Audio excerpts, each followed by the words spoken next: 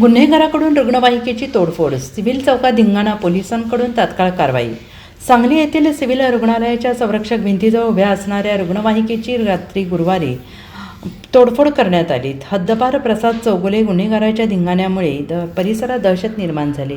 दरम्यान नागरिकांनी तातडीने LCB निरीक्षक संजीव झाडे यांना माहिती दिली। त्यांच्या पथकाने तात्काळ त्या हद्दपार गुन्हेगारावर कारवाई करण्यात आली।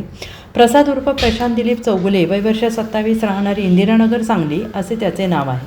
पोलिसांकडून मिळालेली माहिती अशी की चौगुले हा रेकॉर्डवरील गुन्हेगार आहे। सांगली शहर पोलिसांनी त्याच्यावर 1 वर्षासाठी हद्दपारीची कारवाई केली होती।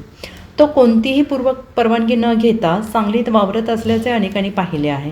गुरुवारी तो साथीदारांसोबत सिव्हिल चौकात दुचाकीवरून आला। त्याने काठीने 2 रुग्णवाहिकांची तोडफोड केली आणि भर रस्त्यावर झालेल्या या घटनेमुळे परिसरात घबराट पसरली आणि त्यानंतर LCBचे निरीक्षक झाडे यांना माहिती मिळाली। त्यानुसार पोलीस पथकाने तातडीनं चौगुले याला ताब्यात घेण्यात आलं। त्याला पोलिसी हिसका दाखवण्यात आला। गुन्हेगाराने तोडफोड दहशत माजवण्यासाठीच केल्याचं तपासात पुढे आलेलं आहे। Bureau report, SBN Marathi, Sangli.